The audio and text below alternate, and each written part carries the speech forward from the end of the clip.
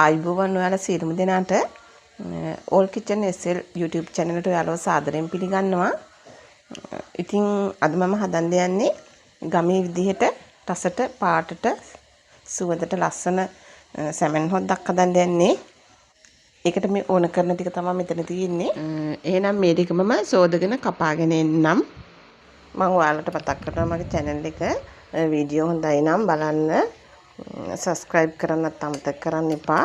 ඒ වගේම කමෙන්ට්ස් කරන්න. යාළුවන්ට බලන්නත් එක්ක ෂෙයා කරන්න. හරි මේවා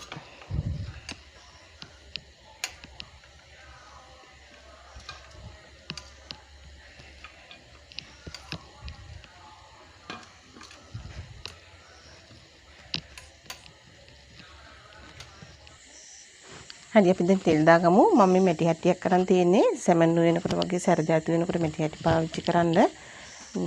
ඇලුමිනියම් ඒවා භාවිත කරන්න එපා. ඒවා කොහොමදත් හොඳ නෑ. අපි ලිප පත්තු කරගමු. හරි දැන් මේකට පොල් තෙල් ටිකක් එකතු කරගමු.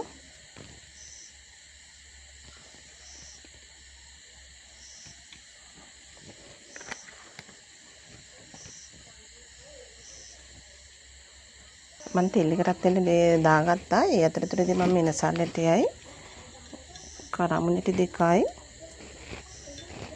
ඉස්සලම තලාගෙන ඉමු.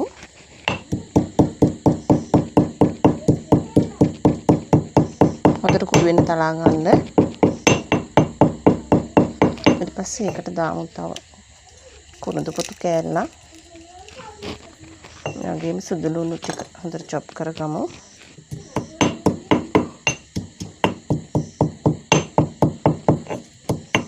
අපි තෙල් එක දැන් රත් වෙලා තියෙන්නේ. මේ සීරුම් ටික ඒකට දාලා කරවෙන්න ආරිමු.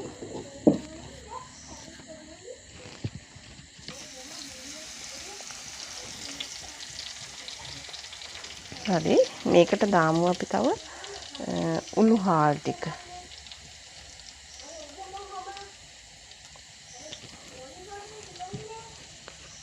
මේ වෙලාවේ ගින්දර අඩු ගින්දරේ තියාගන්න. මොකද නැත්නම් ඉක්මනට කරවුණොත් රසත් නැහැ සුවඳත් නැහැ. රම්පි ටික කරපිංච ටික අමුවිස් කෑලි දෙක තුනකුත් මම දාගන්න. ඔක්කොම නෙමෙයි. ඊපස්සේ කලවම් කරන්න.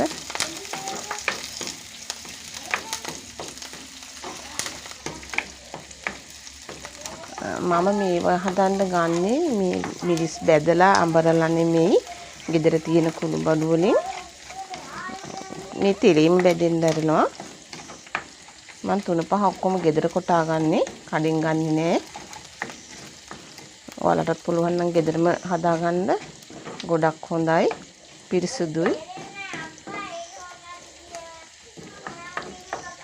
හොඳ සුවඳක් එනවා දැන් බැදෙනකොට.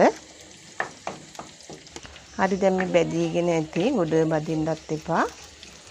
අපි ඊට පස්සේ මේකට මේකතු කරගමු මිරිස් කුඩු ටික. හැන්දක් විතර දාගන්න. ඊට පස්සේ කාල් ගන්න හොඳට. ටිකක් පැහෙන්න අරින්න දෙන්න බැදෙන්න. ඊට පස්සේ අපි ටක් ගාලා ඒකටම එකතු කරගමු මේකේ තියෙන මිරිස් කුඩු 3-5 කුඩු ගම් මිරිස් ලුණු කහ කුඩු මේ සියල්ලම හොඳට බැද ගන්න ඔහම. අපි ඒකයි මම කබලි බදින්නේ නැහැ කිව්වේ. මේ විදිහට හොඳට බැද ගන්න. මේ වෙලාවේ ගින්නට චුට්ටක් වැඩි කරගත්තට කමන්නේ. කරලා බැද ගන්න ඔය විදිහට. ඊපස්සේ මේකට අපි වතුර ටිකක් එකතු කරගමු. ඔන්න ඔය විදිහට වතුර ටිකක් එකතු කරගන්න. එකතු කරගත්තට පස්සේ අපි ඉතුරු තක්කලි ටික ඊට පස්සේ බීලෝණු ටික මාළු මිරිස් ටික සහ ඉතුරු සියලුම දේ මේකට එකතු කරගන්න.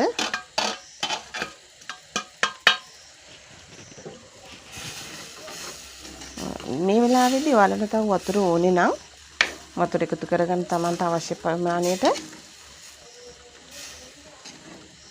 මම තව සැමන් එක කැඩුවේ නෑ. ඊට පස්සේ මේක චුට්ටක් කොහොම තීන් දැල්ලා අපි සැමන් එක කඩාගමු දැන්. දැන් සැමන් එක දැනුයි කඩන්න යන්නේ.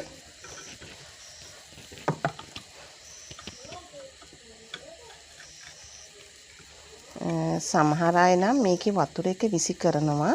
මම නම් විසි කරන්නේ නෑ. මොකද වතුර එකේ තමයි රස තියෙන්නේ. ඒ නිසා මම මේකට එක් කරගන්නවා. මේ ටිකක් දාගමු.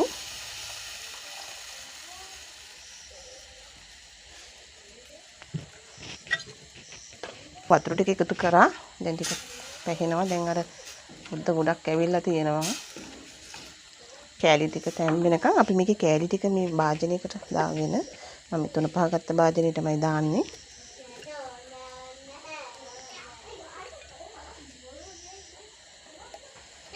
මේකේ මැද නාලටිය අපි අයින් කරගමු. සමහරු නම් එකක් දානවා. ඔයාලා දාන්නවා නම් කැමති නම් දැම්මට අවුලක් නැහැ. හරි අපි දැන් මේක කටු ටිකත් අයින් කරගත්තා. දැන් ඊට පස්සේ මේක ඔයාලට මෙහෙමම දානවා නම් දාන්න නැත්නම් අවශ්‍ය කෑනට කඩා ගන්න. දැන් මම හොද්දක් පාන් කන්න නිසා මේක පොඩියට කඩා ගන්නවා. මම පොඩිවට වුණ කඩා ගත්තා. දැන් නම් මගේ හොද්ද ටිකක් පැහිගෙන එනවා. පාටට තියෙනවා. ඔයාලට ලුණු, සැර, ඇඹුල් ඔක්කොම බලලා මදි ඒවා මැදදී එකතු කරගන්න පුළුවන් හොද්ද පැහෙද්දි. මම දැන් මේ ටික මේකට එකතු කරගන්නවා.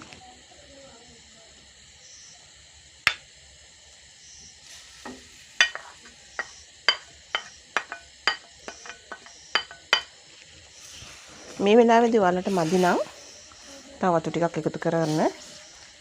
3-5 අඩු වැඩි බලලා ඒවත් එකතු කරගන්න.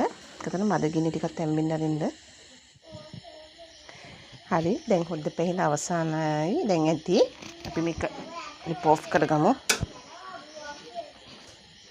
දැන් අපි මේක භාජනයකට අයින් කරගමු. මේක මේ පාන් කන්න වගේම බත් කන්නත් හොඳ කරියක්. හොද්දක්.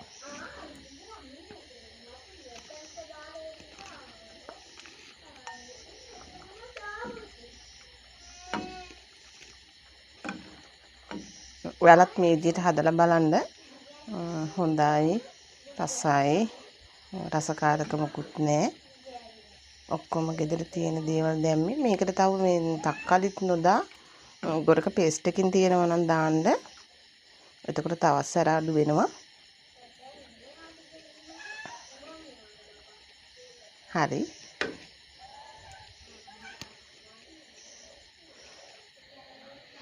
හරි අපි දැන් මේ හොද්ද හදාගෙන අවසానයි. කන්න තමයි දැන් තියෙන්නේ. ඉතින් ඔයාලත් මේ විදිහට හොද්ද හදාගන්න. හදලා රස බලන්න. ඊළඟට අවශ්‍ය මොනවද කියලාත් කමෙන්ට්ස් කරන්න. ඒ වගේම වීඩියෝ එක හොඳයි නම් ලයික් කරන්න, යාළුවන්ට බලන්නත් එක ෂෙයා කරන්න. මගේ channel එක subscribe කරන්නත් අමතක කරන්න එපා. එහෙනම් අදට වීඩියෝම සමගන්නම්. ඔයාලට සුබ දවසක්.